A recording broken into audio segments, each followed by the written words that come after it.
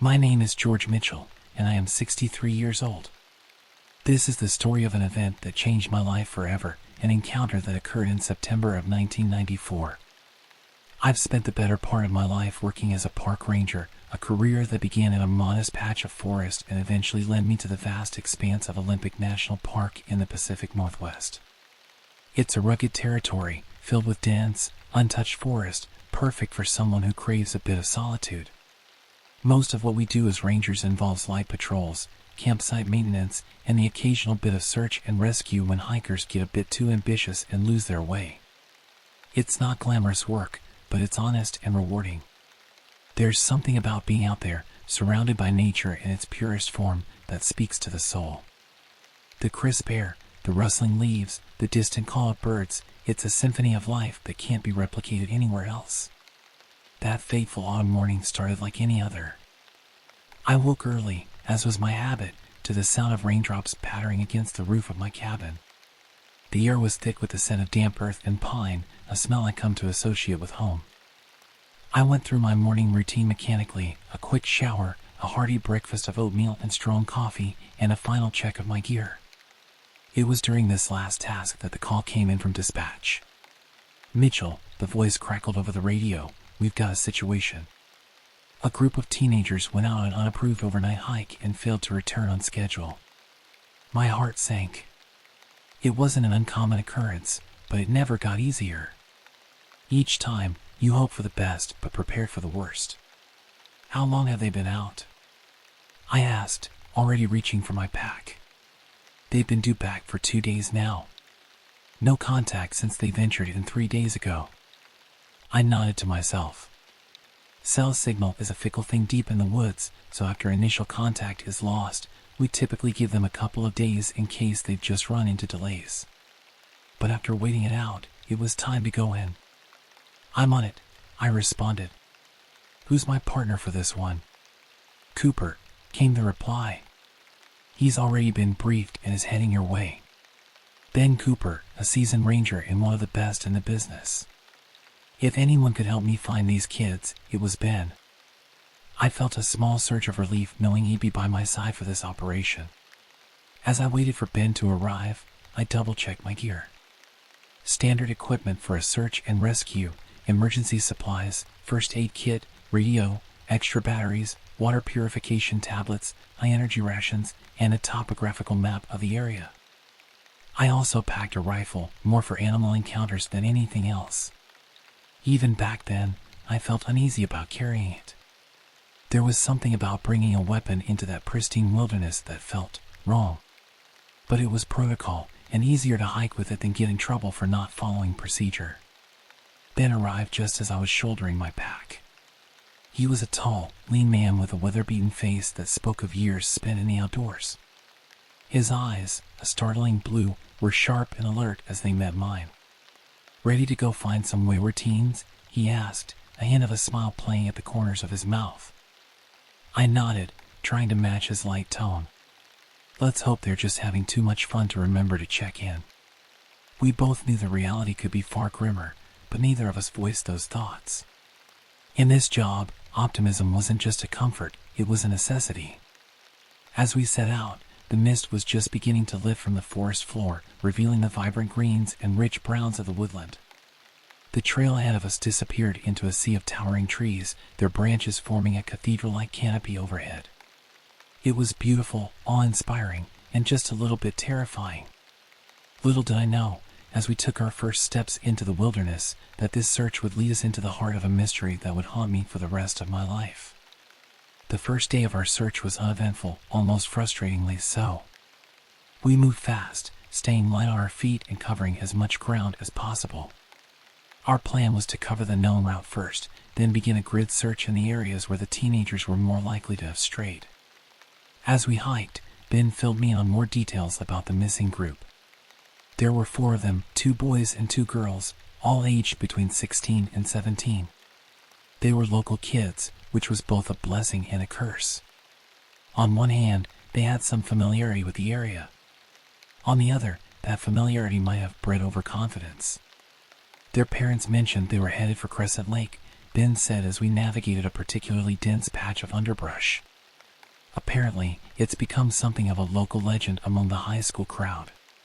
Secluded, beautiful, perfect for an illicit camping trip. I frowned. Crescent Lake? That's way off the approved trails. How did they even know about it? Ben shrugged. Internet, probably.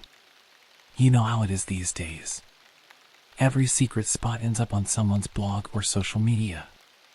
I shook my head, feeling every bit of my 33 years. The world was changing fast, and not always for the better. When I was a kid, we respected the wilderness, understood its dangers. Now, it seemed like every teenager with a smartphone thought they were Bear Grylls. As we pressed on, we called out periodically, our voices echoing through the trees.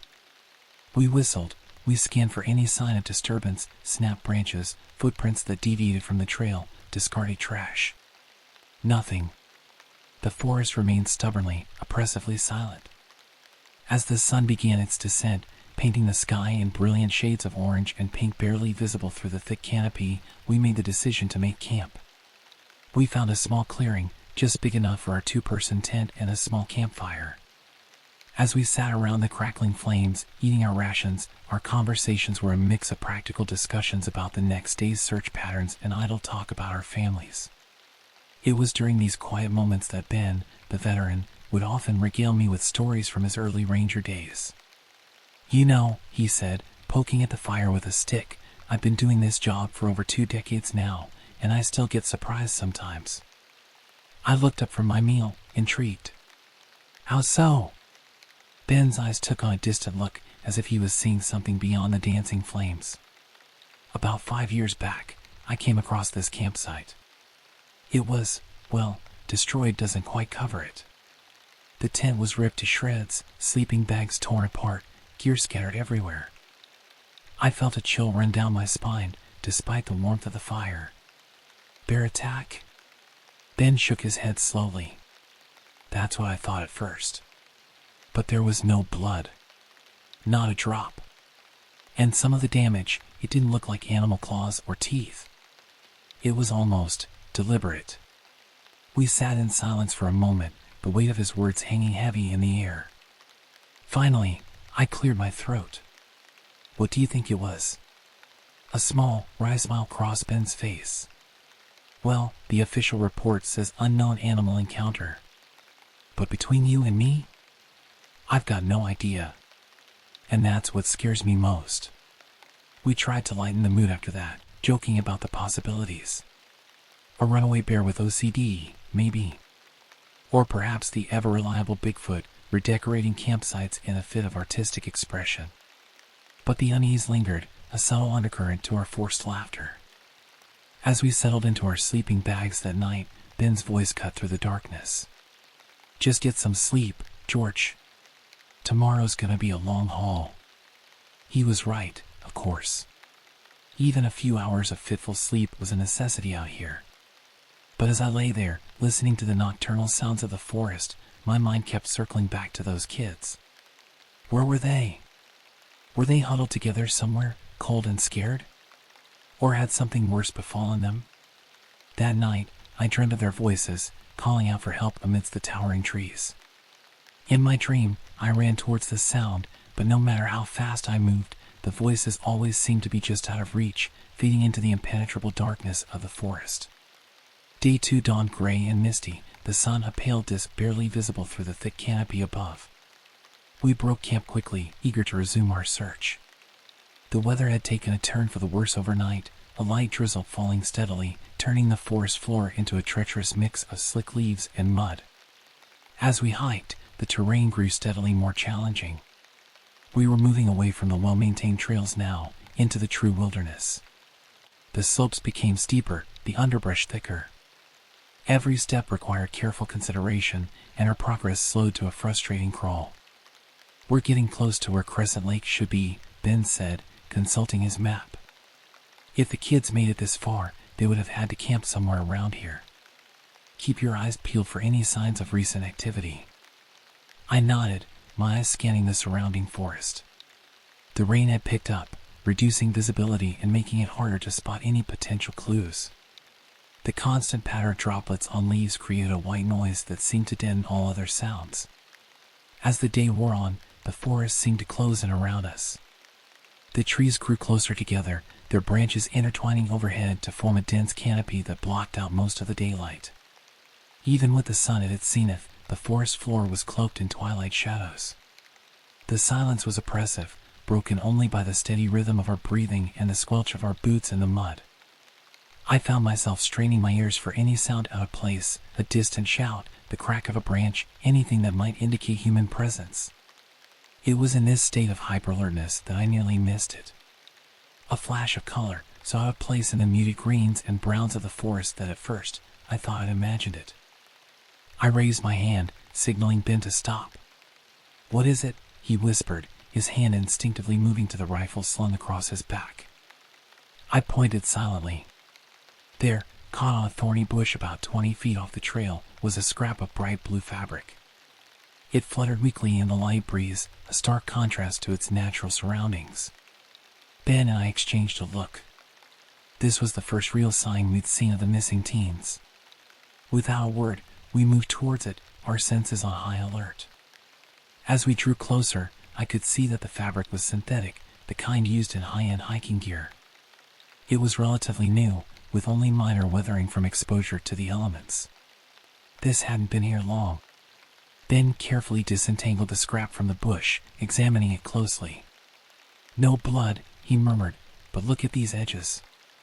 They're frayed, like it was torn off forcefully." A chill ran down my spine that had nothing to do with the damp weather. "Animal attack?" I suggested, though even as I said it, I knew it didn't quite fit. The tear was too clean, too deliberate for a random encounter with wildlife. Ben shook his head slowly. "Maybe. But let's not jump to conclusions. Fan out, see if we can find anything else." We split up, moving in a careful spiral pattern outward from the bush. It didn't take long to find more evidence. About 10 feet away, I spotted another scrap of fabric, this time a vibrant pink. A little further on, a tattered bandana patterned with cartoon characters, decidedly young and out of place in these woods. "George!" Ben's voice cut through the silence, tight with tension. "Over here."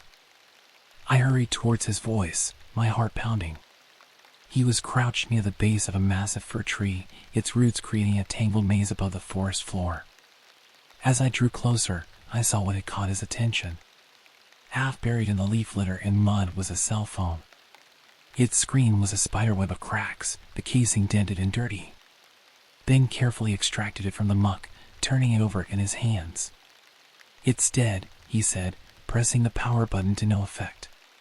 "But look at this." He pointed to a series of deep scratches on the back of the phone.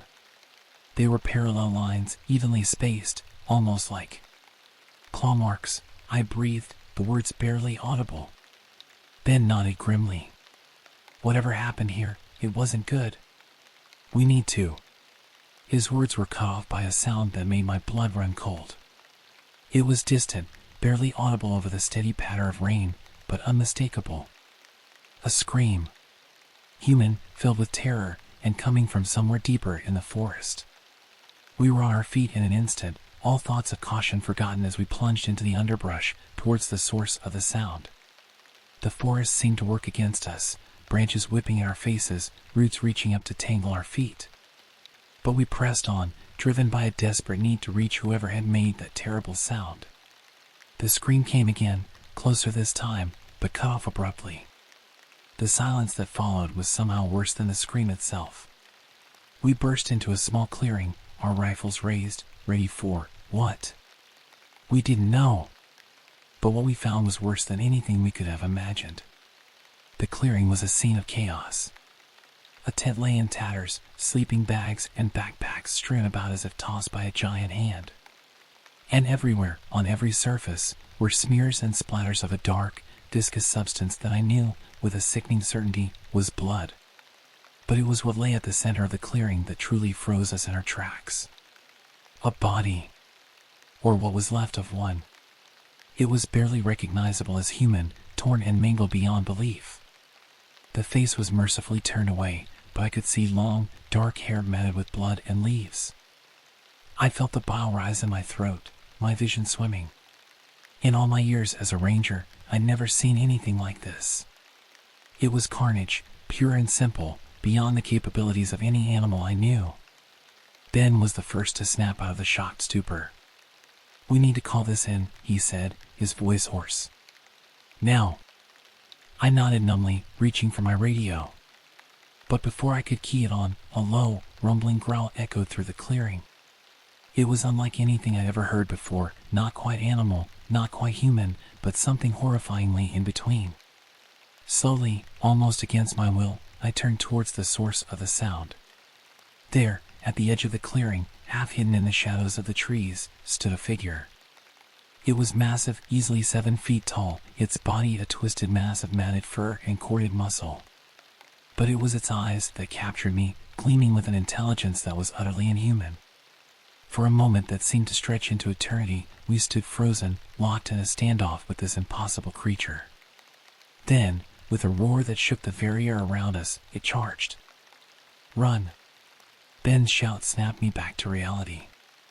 We turned and fled, crashing through the underbrush with no thought for direction or stealth. Behind us, I could hear the creature pursuing, its heavy footfalls and guttural snarls spurring us to even greater speed. We ran until our lungs burned and our legs trembled, the forest a blur around us. At some point, Ben yelled something about splitting up, and I veered off to the right without thinking. I could still hear him crashing through the undergrowth to my left, his presence a perverse comfort amidst the chaos. I don't know how long I ran.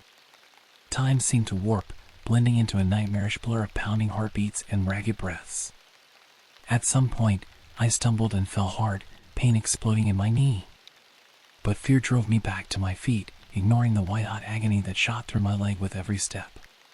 Finally, gasping and drenched in sweat, I burst out of the thickest part of the forest and found myself on a familiar path, one of the secondary trails we passed on our first day of searching. It was like a lifeline, a thin thread of sanity in this all-encompassing madness. I ran, no longer thinking of direction, simply driven by the need to put distance between myself and that thing in the woods. My mind raced, trying to make sense of what I'd seen, but every explanation fell short. This was beyond my understanding, beyond anything I'd encountered in my years as a ranger. I don't know how long it took me to reach the ranger station. I remember a blur of faces, frantic voices, and a whirlwind of urgent questions. My words tumbled out in a confused jumble, the campsite, the body, the creature. I must have sounded like a madman. It was only when I'd finished my breathless account that I realized something was missing. Ben. Where was Ben? The next few hours passed in a haze of activity.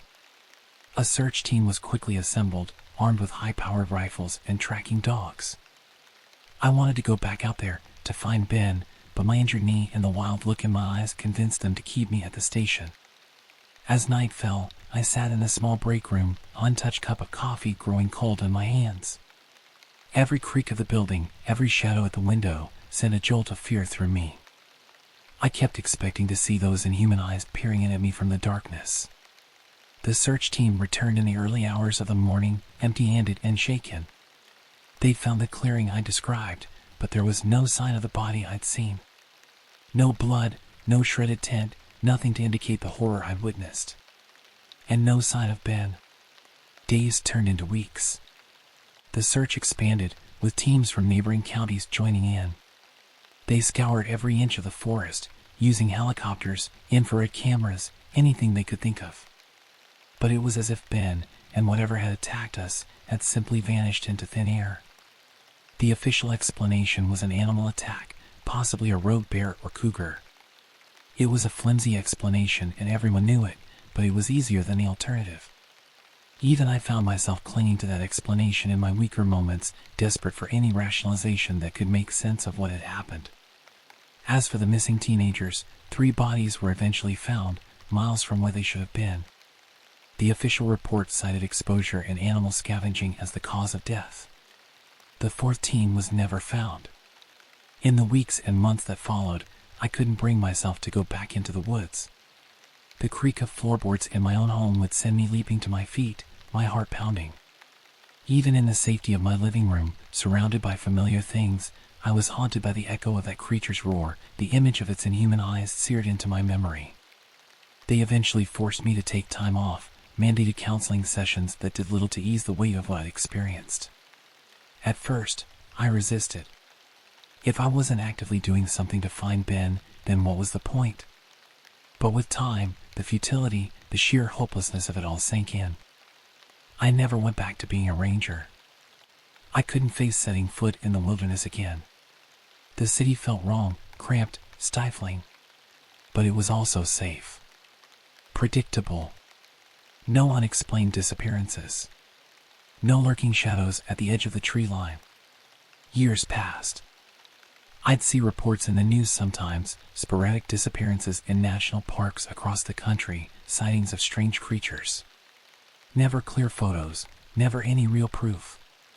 But I knew they never found Ben's body, and they never found that thing, whatever it was. Olympic National Park was shut down indefinitely. Trails were sealed, warnings plastered at every potential entrance. It became a ghost land, a vast expanse of wilderness deemed too dangerous to tread. Hikers and nature lovers cried foul. Petitions circulated, but ultimately, the government stood firm. Too many disappearances, too much inexplicable evidence, and no viable explanation to offer the public. The story spiraled into legend. Conspiracy theories filled the void. Cryptid hunters railed against government cover-ups. The paranormal community declared it a portal to another dimension. The creature became a boogeyman, a campfire story swapped by adrenaline-seeking thrill chasers and wide-eyed children alike. For me, there was no legend, no mystery, only a cold certainty of what lurked out there, a brutal truth that clawed at my sanity. I became a recluse, avoiding the news, wary of crowds. Each face became a blur, a potential mask hiding the eyes of a monster. Time, they say, heals all wounds. But some wounds run too deep, leave scars that never truly fade. Now, 30 years later, I find myself drawn back to the edge of those woods. The barricades still stand, weathered and tagged with graffiti, yet as impregnable as the day they were erected. I come here often, drawn by a force I can't explain. Perhaps it's guilt, for surviving when Ben didn't. Perhaps it's a desperate need for closure, for answers to questions that have haunted me for 3 decades. I stand at the edge of the forest, staring into the dense mass of green beyond. My fingers trace the rough outline of the missing person poster that still flutters faintly from the weathered wood, a picture of Ben, smiling, his eyes alive in a way mine haven't been in years. They say the forest calls to you. It does. It's both a whisper and a roar, inviting and threatening all at once. And as I stand here, feeling the pull of those dark woods, I know that one day, I'll answer that call. I'll step past those barriers, into the embrace of the trees, seeking the truth I left behind all those years ago. Because the forest keeps its secrets. But it also reveals them to those brave enough or foolish enough to venture into its depths. And I've carried the weight of this secret for far too long. So if you're reading this, know that I've gone back. Back to find Ben, back to face the creature, back to confront the truth that's eluded me for 30 years. And if I don't return, well, let my story be a warning. The wilderness is vast, and we are small. And there are things out there, in the deepest, darkest parts of the world, that defy explanation. Things that whisper to us in the rustle of leaves and the creak of ancient trees. Things that wait, patient and hungry, in the shadows. Listen to the whisper of the woods. But beware the roar that follows. My name is Richard Nelson, and I am 70 years old. The events I'm about to recount happened to me in October of 2011, but they haunt me still, their memory as vivid and terrifying as the moment they occurred. I've spent countless sleepless nights reliving those dark days, questioning my sanity, and wondering if I should share this story. But the weight of silence has become too much to bear. The world needs to know what lurks in the shadows of our wilderness. I've been with the National Park Service for over 4 decades now, a career that has spanned some of the most breathtaking landscapes our country has to offer. But it was Redwood National Park that truly captured my heart. There's something about those ancient giants that stirs the soul, makes you feel both insignificant and connected to something greater than yourself. The air is different there, heavy with the scent of damp earth and pine, tinged with the faintest whisper of the nearby Pacific. Most days, my job was a dream come true. I'd wake before dawn, lace up my well-worn boots, and head out into the misty forest. The usual ranger duties kept me busy, maintaining trails, conducting ecological surveys, and occasionally helping a lost hiker find their way back to civilization. I loved every minute of it, even on the toughest days. The redwoods had a way of putting things into perspective, their towering presence a reminder of nature's enduring strength. But perspective can be a dangerous thing when the world you thought you knew turns on its head. It all started with the Richardsons. They were your typical American family, mom, dad, and 2 teenage kids, armed with smartphones and an eagerness to document every moment of their vacation. I remember greeting them at the visitor center, their excitement palpable as they gazed up at the colossal trees surrounding us. "You folks planning on hitting any particular trails today?" I asked, already reaching for our map of the park's most popular routes. Mrs. Richardson, a petite woman with a warm smile, nodded enthusiastically. "We were thinking of trying the Tall Trees Grove. I read it's supposed to be spectacular." I couldn't help but grin. The Tall Trees Grove was indeed a marvel, home to some of the tallest known trees on Earth. "You've chosen well," I said, tracing the path on the map. "It's about a 4-mile round trip, moderate difficulty. Just make sure you keep to the marked trail and bring plenty of water." Mr. Richardson, a tall man with graying temples, chuckled. "Don't worry, Ranger. We've got enough snacks and water to last us a week." If only they had known how prophetic those words would become. I watched them set off down the trail, the kids already engrossed in their phones, no doubt updating their social media status. It was a scene I'd witnessed countless times before, and I thought nothing more of it as I went about my day. 2 days later, the Richardsons' rental car was found in the parking lot, undisturbed. Their hotel room remained untouched, suitcases still packed as if they'd just stepped out for a quick hike. The realization that something was terribly wrong settled over the park like a heavy fog. Initially, we treated it as a routine search and rescue operation. Families get turned around in the woods all the time, especially if they stray from the marked paths. But as hours stretched into days, an unsettling feeling began to creep over me. The forest, once a place of wonder and solace, suddenly felt oppressive, its shadows deeper and more menacing than I ever noticed before. 5 days into the search, we had found nothing. Not a backpack, not an energy bar wrapper, not even a footprint. It was as if the Richardsons had simply vanished into thin air, swallowed whole by the ancient forest. I was part of the expanded search crew, combing through areas of the park that hadn't seen human activity in years. The work was grueling, both physically and mentally. We pushed through dense undergrowth, scaled steep ravines, and peered into the cavernous hollows of fallen trees. All the while, the redwoods loomed over us, silent sentinels that seemed to be watching our every move. It was on the 6th day that I first noticed something off. I was working my way along a barely there game trail when a chill ran down my spine, raising the hair on the back of my neck. I froze, every instinct screaming that I was being watched. Slowly, I turned, scanning the forest around me. Nothing. Just the endless sea of massive trunks stretching as far as the eye could see. But the feeling persisted, growing stronger with each passing moment.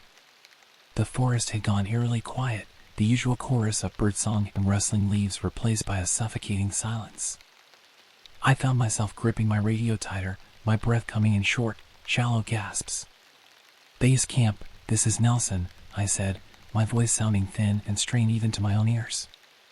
"I'm at grid reference C7. Something's not right out here." Static crackled for a moment before a response came through. "Nelson, this is base. Can you clarify? Are you in distress?" I hesitated, suddenly feeling foolish. What was I going to say? That the trees were creeping me out? That I had a bad feeling? I was a seasoned ranger, for crying out loud, not some jumpy rookie on his first solo patrol. "Negative, base," I replied after a moment. "Just checking in. Nelson out." I lowered the radio, shaking my head to clear it. But as I turned to continue my search, a flicker of movement caught my eye. It was just at the edge of my vision, a dark shape darting between two massive redwoods. My heart lurched into my throat. "Hello?" I called out, my voice echoing unnaturally in the still air. "Is someone there?" No response. I took a cautious step forward, straining my eyes to penetrate the gloom between the trees. For a split second, I thought I saw something, a figure, hunched and massive, far larger than any human. But then it was gone, leaving me to wonder if it had ever been there at all.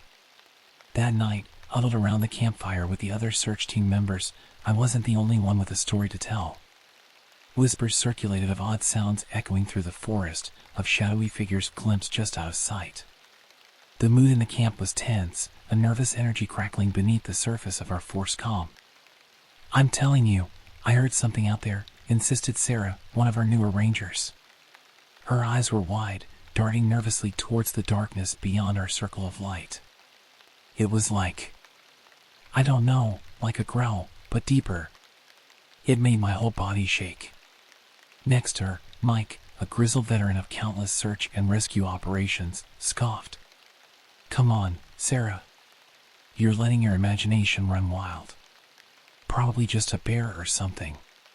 But I caught the way his hand tightened on his coffee mug, the slight tremor in his voice. Mike was scared too, even if he wouldn't admit it. As the days wore on, the feeling of wrongness only intensified. The forest seemed to close in around us, the towering redwoods no longer majestic, but menacing. Every shadow held the potential for danger, every unexpected sound sent hearts racing. It was on the 10th day of the search that everything changed. I was paired with Avery Johnson, a fellow ranger I'd known for years. Avery was as solid as they come, level-headed, experienced, with a dry sense of humor that helped keep spirits up even in the toughest situations. We were pushing deeper into the park than any of the other search teams had gone, following a hunch that the Richardsons might have somehow gotten turned around and ended up in one of the more remote areas. The going was tough, the undergrowth dense and unforgiving. "You know," Avery said as we paused to catch our breath, "I'm starting to think those kids might have had the right idea with their phones. GPS would be real handy right about now." I chuckled, grateful for the moment of levity. "What's the matter, Johnson? Don't tell me you're going soft on me in your old age." Avery grinned, but there was a tension around his eyes that hadn't been there before. "Old age, my ass.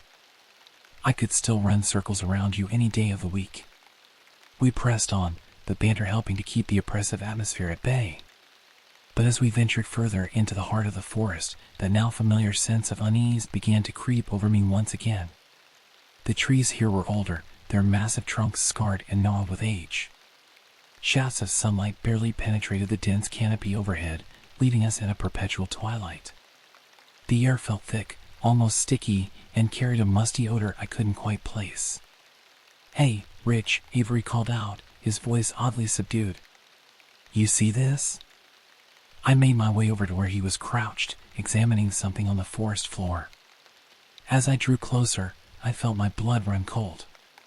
There, pressed into the soft earth, was a footprint. But not like any I'd ever seen before. It was massive, easily twice the size of my own boot, with long, claw-like impressions at the end of each toe. The shape was all wrong, too elongated for a bear, too large for any known predator in these parts. "What the hell?" I breathed, dropping to my knees for a closer look. Avery shook his head, his face pale. "I don't know, man. But whatever made this, it's big. And it's close." As if on cue, a sound echoed through the forest, a low, rumbling growl that seemed to come from everywhere and nowhere at once. It was like nothing I'd ever heard before, a sound that bypassed all rational thought and struck straight at the most primal part of my brain. "Run," every instinct screamed. "Run now." Avery and I locked eyes for a split second, both of us frozen in fear. Then, without a word, we were on our feet, crashing through the underbrush in a blind panic. I lost all sense of direction as we ran, branches whipping at my face, roots threatening to trip me with every step. The growl came again, louder this time, and closer. Much closer. Rich. Avery's voice cut through the haze of terror. We need to split up. It can't follow both of us. Before I could protest, he veered off to the right, disappearing into the gloom. I wanted to call out, to tell him it was a bad idea, but fear had robbed me of my voice. I ran on, my lungs burning, my heart pounding so hard I thought it might burst from my chest. The forest blurred around me, the massive redwoods seeming to close in, their branches reaching out like grasping fingers. And then I heard it, Avery's voice, crackling over the radio at my hip. Rich. Oh God, Rich. It's here. It's... His words cut off in a scream that turned my blood to ice. There was a sickening crunch, a wet-tearing sound, and then nothing but static. I stumbled to a halt, my legs giving out beneath me. I collapsed against the base of a massive redwood, gasping for air, my mind reeling from what I'd just heard. Avery was gone. My friend, my partner, had just been, what? Killed? Taken? By something that shouldn't exist, something that had no place in the rational world I thought I knew. As the realization of what had happened began to sink in, a new sound reached my ears. Footsteps. Heavy, deliberate footsteps, coming closer with each passing second. I pressed myself against the rough bark of the tree, trying to make myself as small as possible. My hand found the butt of my service pistol, but I knew, with a certainty that chilled me to my core, that it would be useless against whatever was approaching. The footsteps stopped. I could hear breathing now, deep and ragged, just on the other side of the tree. A smell hit me then, an overpowering stench of wet fur and rotting meat that made my stomach heave. Slowly, against every instinct screaming at me to remain still, I turned my head. And there, peering around the trunk of the redwood, was a face that would haunt my nightmares for years to come. It was almost human, but twisted, wrong in ways I couldn't fully comprehend. The eyes were too large, glowing with an unnatural yellow light. The mouth was a gaping maw filled with jagged teeth, a thin line of saliva dripping from its lower lip. For a moment that stretched into eternity, we stared at each other. I saw intelligence in those eyes, a cold, alien intelligence that regarded me with a mixture of curiosity and hunger. Then, with a speed that belied its massive size, it lunged. I don't remember screaming. I don't remember drawing my gun or squeezing the trigger. The next thing I knew, I was running again, blind terror giving me strength I didn't know I possessed. Gunshots rang out behind me, not mine, but others. I heard shouts, the crackle of radios, the sound of something large crashing through the underbrush. And then hands were on me, human hands, pulling me to safety. Voices I recognized, my fellow rangers, members of the search team, but their words were a meaningless blur. As they loaded me into a helicopter for emergency evacuation, I caught one last glimpse of the forest. There, just at the edge of the clearing, I saw it again. The creature. It stood partially hidden behind a massive redwood, those glowing eyes fixed on me with an intensity that chilled me to my very soul. Then the helicopter lifted off, and the thing, whatever it was, melted back into the shadows of the forest. The official report would later state that Avery Johnson died in an animal attack, likely a bear or mountain lion driven to unusual aggression by environmental factors. The Richardsons were never found, their disappearance chalked up to a tragic hiking accident. But I know the truth. We all do, those of us who were there. Something lives in those woods, something ancient and terrible, something that should not be. I've told my story many times over the years, to park officials, to therapists, to anyone who would listen. Most dismiss it as the ramblings of a traumatized mind, a coping mechanism to deal with the loss of my friend and my arm. But sometimes, late at night, when the wind whispers through the trees outside my window, I think I hear it. That low, rumbling growl that haunts my dreams. And I know, with a certainty that chills me to my very core, that it's still out there. Waiting. Watching. And I wonder, not for the first time, if the great redwood forests hide more secrets than we could ever imagine, secrets that, perhaps, are best left undiscovered. The days following my evacuation passed in a blur of hospital rooms, police interviews, and debriefings with park officials. I drifted in and out of consciousness, my mind reeling from a toxic cocktail of pain medications and traumatic memories. When I was lucid, I tried to tell them what I'd seen, what had happened to Avery. But the words felt hollow, inadequate to describe the horror we'd encountered in those ancient woods. Dr. Elena Patel, the lead physician overseeing my care, listened with a mix of concern and skepticism as I recounted my story for what felt like the 100th time. "Mr. Nelson," she said gently, her dark eyes studying me over the rim of her glasses, "I understand you've been through a traumatic experience. But I need you to consider the possibility that your mind may be filling in gaps, so to speak, creating a narrative to make sense of what happened." I shook my head vehemently, wincing as the movement sent a fresh wave of pain through my bandaged shoulder. "You don't understand. I know what I saw. What I heard. That thing, it wasn't natural. And it's still out there." Dr. Patel sighed, making a note on her clipboard. "Richard, you suffered significant blood loss and shock. It's not uncommon for the mind to conjure vivid hallucinations under such circumstances. What you're describing, this creature, it simply doesn't align with any known species. Because it's not a known species." I snapped, frustration boiling over. Why won't anyone listen to me? But even as the words left my mouth, I knew how I must sound. Crazy. Delusional. A man driven to the brink by grief and trauma. The days turned to weeks, and slowly, my body began to heal. But the nightmares persisted. Every night, I found myself back in those woods, running from something I couldn't see, hearing Avery's final, terrified scream. I'd wake drenched in sweat, my phantom limb aching where my left arm used to be. As my discharge date approached, I was visited by Marcus Harding, the regional director for the National Park Service. He was a tall, imposing man with a neatly trimmed salt and pepper beard and eyes that seemed to bore right through you. "Richard," he said, settling into the chair beside my hospital bed, "I want you to know that we're taking your account of what happened very seriously. We've had teams combing the area where you and Avery were last seen. So far, they haven't found any evidence to corroborate your story, but we're not giving up." I let out a bitter laugh. "Let me guess. No giant footprints? No sign of the creature?" Harding's expression remained neutral. "We found some unusual tracks, yes. But our wildlife experts believe they could have been made by a large bear, possibly deformed or suffering from some kind of gigantism. As for Avery..." He paused, his voice softening. "We recovered enough to confirm it was an animal attack.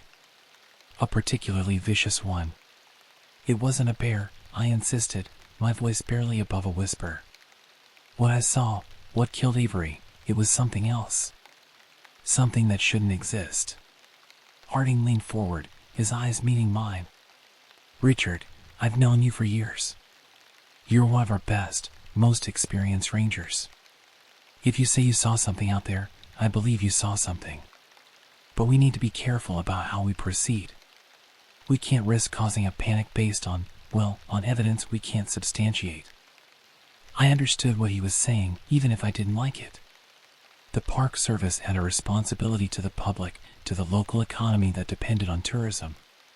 They couldn't very well issue a statement saying there was some kind of monster lurking in the redwoods. "What about the Richardsons?" I asked. "Any sign of them?" Harding shook his head. "Nothing concrete. We've expanded the search area, brought in cadaver dogs. But it's like they vanished into thin air." As he stood to leave, Harding placed a hand on my shoulder. "Get some rest, Richard. When you're ready, we'll talk about your options moving forward. Your job will be waiting for you, if you want it." But I knew, with a certainty that settled in my bones, that I could never go back.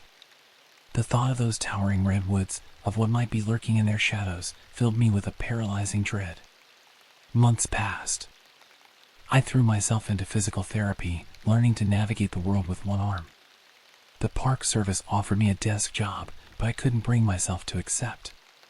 Instead, I took early retirement, retreating to a small cabin on the outskirts of a tiny town in Oregon. I tried to move on, to forget. But the memories haunted me, as vivid and terrifying as the day they were formed. I found myself obsessively following news from Redwood National Park, searching for any hint that what I'd encountered might have resurfaced. And then, almost a year to the day after my encounter, I received a package. No return address, just my name scrawled in a hasty hand. Inside was a single sheet of paper and a small, cloth-wrapped object. The note was brief, written in a shaky script I recognized as belonging to Sarah, the young ranger who had been part of the original search team. Richard, I found this near where we lost Avery. I don't know what it means, but I thought you should have it. Be careful. Something's still out there. Sarah. With trembling fingers, I unwrapped the cloth. What I saw made my blood run cold. It was a tooth, unlike anything I'd ever seen before. Larger than my thumb, wickedly curved, and serrated along one edge. It was no bear tooth, no mountain lion fang. This belonged to something else entirely. As I stared at the tooth, a memory surfaced, the creature's face, inches from my own, its maw filled with teeth just like this one. In that moment, I knew what I had to do. The truth was out there, hidden in the shadows of those ancient redwoods. And I owed it to Avery, to the Richardsons, to everyone who might unknowingly wander into that creature's territory, to uncover it. The next morning, I packed a bag. Maps, camping gear, my old service pistol. I knew it was probably suicide to go back, to face that thing again. But I couldn't live with the uncertainty any longer. I needed answers, even if they cost me what was left of my life. As I write these words, I'm preparing to head back into Redwood National Park. I don't know what I'll find there, or if I'll make it back out. But if you're reading this, it means I didn't. And it means that the danger is real. To whoever finds this account, be warned. There are things in this world that defy explanation, ancient terrors that lurk just beyond the edge of our understanding. And sometimes, they wake up. The redwoods hold secrets. Dark, terrible secrets. And I intend to uncover them, no matter the cost. This is Richard Nelson, signing off.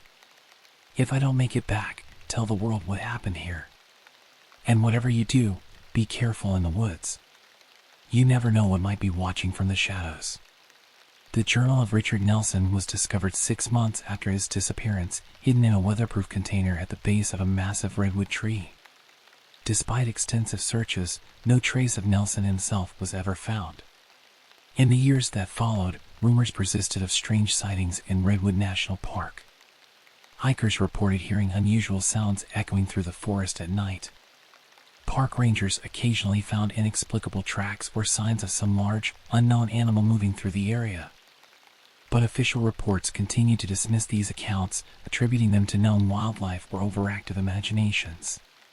The disappearances of the Richardson family and Richard Nelson were officially classified as tragic accidents, the result of the unforgiving wilderness. Yet for those who have heard Nelson's story, who have seen the tooth he left behind, a question lingers: what really lurks in the shadows of the great redwood forests? And when will it emerge again? The ancient trees stand silent, their secrets held close. But in the deepest parts of the forest, where the shadows grow thick and the light struggles to penetrate, something moves. Something waits. And the cycle of terror, it seems, is destined to begin anew. I am Charles Fisher, and I am 66 years old. This is my account of the events that unfolded in September 2010, forever changing my life and my perception of reality. I've been with the National Park Service for nearly 10 years, currently working in the vast expanse of Big Bend National Park down in Texas. I love the desert.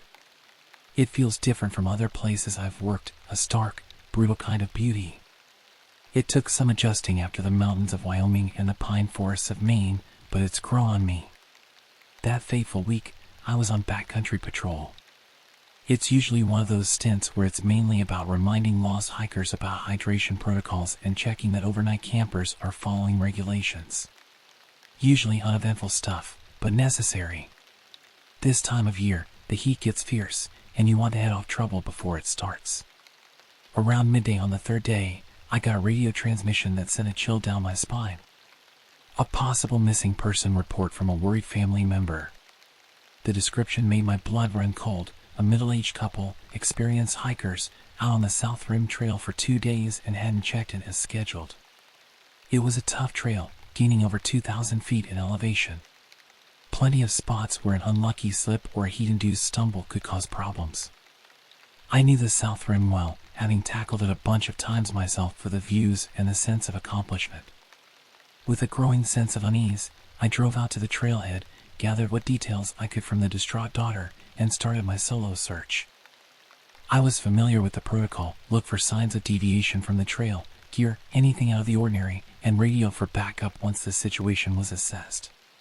The first few miles yielded nothing, just a well-maintained trail, a few other hikers who reported nothing amiss, and the usual sprawl of cacti and scrub brush under that merciless desert sun.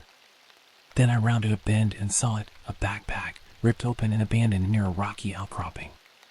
A surge of dread washed over me as I recognized the brand, the same one described by the couple's daughter. My hands shook as I radioed for backup, the words tight in my throat. It was more than a lost hiker situation now. Something bad had happened out here. I approached the outcrop cautiously, rifle drawn, the silence broken only by the rasp of my own breath. And there they were. Or rather, what was left of them. It was a slaughterhouse. Blood-splattered rocks, shattered bones, shreds of clothing snagged on thorns. I stumbled back, a wave of nausea threatening to overwhelm me. It wasn't an animal attack. Nothing remotely normal. The injuries were grotesque, violent beyond anything I ever witnessed, even after all my years as a ranger. It was as though some impossibly powerful creature had torn them apart with brutal, frenzied rage. My mind reeled, unable to process the horror before me. Backup arrived an agonizing hour later. A forensics team, a grim-faced crew of fellow rangers, and the inevitable park higher-ups trying to contain the damage the gruesome discovery would cause. They questioned me, scrutinized my account, the unspoken suspicion hovering in the overheated air. Ranger loses it in the desert, creates a gruesome scene for some twisted reason. I didn't blame them, the crime seemed defied belief. I knew how insane it sounded, but I also knew what I saw. The nights that followed were a nightmare blur. Snatches of images haunted me, gleaming yellow eyes in the desert darkness, the guttural roar that echoed in the barren canyons, the way the searchlights swept over the rocks, highlighting the blood but never finding whatever made those monstrous wounds. I started sleeping with a loaded gun under my pillow, jumping at every creaking floorboard, every flicker of headlights outside my window. Finally, word came down. The official cause of death: animal attack, perpetrator unknown, case closed. Just like that. The evidence, they said, was inconclusive, the injuries not inconsistent with some unknown predator defending its territory. They buried the couple in a dusty cemetery on the outskirts of the park, another grim statistic of wilderness that can never be fully tamed. But I saw the hesitation in the eyes of the forensic specialists, heard the whispers shared around campfires when they thought I was out of earshot. The other rangers, the ones I'd worked side by side with for years, started giving me a wide berth. I was the one touched by the unexplainable, tainted by an experience they couldn't even begin to fathom.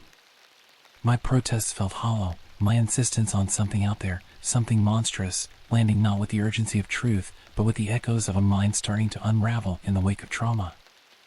I'm writing this from a motel room in some nameless town on the edge of the desert, a few hastily packed belongings stuffed into my weathered old duffel bag. I handed in my resignation this morning. I can't stay here, not with that constant, gnawing dread coiling in my gut like a venomous snake. I can't stay and risk it coming for me next. They can dismiss the horror, write their reports, explain it all away with neat bureaucratic phrases. But out there, in the vast expanse where the sun casts dark shadows and the wind whispers through the canyons, something lurks, something unnatural. And after what I saw, I think it knows where to find me. I don't know where I'll go, or how long I can keep running. Maybe I'll head north, lose myself in the anonymous sprawl of a big city where the worst predators walk on two legs. Maybe I'm being paranoid. Maybe I did somehow manufacture those horrors in a mind pushed past its breaking point by the relentless desert and the brutal solitude. It doesn't matter. Every rustle of leaves, every flicker of shadow sets off a jolt of adrenaline in my veins, makes me picture those impossibly large clawed feet, that gaping monstrous maw dripping with I think I heard a noise outside my room. I'll go check. The floorboards creaked beneath my boots, every sound amplified in the echoing silence of the cheap motel room. I moved towards the window, my grip tightening on the gun. Something was there, a flicker of movement just beyond the faded yellow curtain. My gut clenched, a scream caught in my throat. It couldn't be. Couldn't have tracked me down. I closed my eyes for a split second, a futile attempt at gathering my shattered composure. No point in hiding. No use in cowering. I tore open the curtain, braced for anything. Empty. The dusty parking lot, silent and still under the harsh fluorescent lights, stretched out before me. A battered pickup truck hummed in the distance, a lone figure hunched over the wheel. Ordinary. My pulse hammered in my ears as relief crashed over me, followed swiftly by a wave of shame. I was losing it, seeing threats in every shadow, my nerves frayed beyond repair. But then, a movement caught my eye. On the edge of the parking lot, where a stand of mesquite trees cast long, skeletal shadows, a figure was watching. Too tall, too thin, standing unnaturally still in the harsh light. And as it turned its head towards me, moonlight gleamed on two impossibly bright yellow eyes. My breath caught. It was him. No, the creature. It was here. In this nondescript nowhere town, it had found me. This was the end. A bitter resignation washed over me, replacing the frantic terror. I couldn't run anymore. I raised my gun, more in defiance than in any real belief that it would have an effect. The creature observed me, no sign of fear in its inhuman glare, only a cold, calculating intelligence. It took a step forward, a sinuous, unhurried movement that belied its grotesque shape. With each step, the details became chillingly clear. The ragged, mottled fur draped over its hulking frame, the impossibly long limbs tipped with sickle claws designed for tearing. Its head was like a nightmarish fusion of wolf and something else. All teeth and predatory instinct. A low growl rumbled from its throat. I fired a warning shot, more of a plea than a threat. The report shattered the night. The creature flinched but didn't retreat. It was toying with me, its hunter's instinct playing out this cruel game to the bitter end. I fired again and again. At first, it seemed as though the bullets had no effect, simply angering it further. But then it let out a shriek, a sound of rage and pain that echoed off the crumbling walls of the motel. A thin trickle of blood, eerily black in the moonlight, seeped from a wound on its massive shoulder. A flicker of something like hope ignited in me. It wasn't invincible. It could be hurt. Maybe even. My desperate thoughts were cut off as the creature charged, a blur of claws and fangs. I managed to get another shot off before it slammed into me, sending both of us crashing against the flimsy wall. Its stench enveloped me, rotting meat, something feral. I kicked out wildly, trying to dislodge it. The force of its impact had knocked the breath out of me, stars bursting in my vision. With a strength born of desperation, I fumbled for the discarded gun, my fingers slipping in the creature's hot, foul blood. The motel room door burst open, and the startled face of an elderly night clerk peered in. He screamed, a shrill sound that pierced the chaos, then turned and ran, his flimsy slippers slapping against the cracked concrete. The distraction was all I needed. The creature, momentarily startled by the noise, twisted its monstrous head. I seized the gun, jamming the barrel against its matted fur, and fired again. The reports echoed in the confined space, deafening me as the creature roared in agony. It thrashed, clawing at its face, its movements becoming less focused, frantic. I scrambled away, dragging myself across the debris-strewn parking lot, the creature's pained snarls fading behind me. I didn't know how badly I'd injured it, whether it would pursue me, but blind instinct propelled me forward. Stumbling into the battered pickup, I fumbled for the keys, my hands shaking. I barely got it started before the motel room door exploded outward, the creature's immense form silhouetted against the now empty doorway. It staggered then, with one final chilling glare in my direction, it turned and vanished into the shadows beneath the mesquite trees. I drove through the night, fueled by adrenaline and lingering terror. The headlights cut a swath across endless highway, the monotony both terrifying and comforting. Every creak of the old truck, every flicker of movement in the rearview mirror sent my heart pounding anew. My side ached and my head throbbed, but I couldn't stop. Not until I was far, far away from the desolate stretch of desert and the motel parking lot marked with blood. By dawn, I'd crossed state lines and abandoned the truck in a nondescript suburb. A bus heading north seemed as good a destination as any. I sank into the worn seat, trying in vain to ignore the stares directed at my disheveled appearance, the dark circles under my eyes, and the gun I still clutched with numb fingers. The landscape passed in a blur as I tried to process what had happened. A part of me, a fading fragment of rationality, clung to the hope that it had all been a psychotic break, a final descent into PTSD-fueled madness. The news report a week later shattered that illusion. A headline screamed from a tattered newspaper left on a neighboring bus seat. The photo, grainy and horrific, showed a campsite ravaged in a sickening echo of the scene that started my nightmare. My trembling hands dropped the paper. They covered it up again, contained the impossible within the safety of the explainable. I bought a ticket back to the desert town, back to the motel room littered with evidence of the impossible struggle. The room was untouched, a shrine to a horror nobody else believed. I packed my meager belongings, an unsettling determination forming within me. It's out there. And others will die because of the lies and the cover-ups. Maybe I'm crazy. Maybe I'm the only one who sees it for what it truly is. But I won't let them dismiss what happened. I won't let them bury the truth along with the broken bodies it leaves in its wake. I can't stay. Each rustle of wind through the mesquite, each creak of the aging floorboards is a whisper of its presence. But I won't disappear quietly into the faceless oblivion of the city either. I know where to go, know the vast, shadowy places where it hunts. I won't live in fear. I'll become the hunter.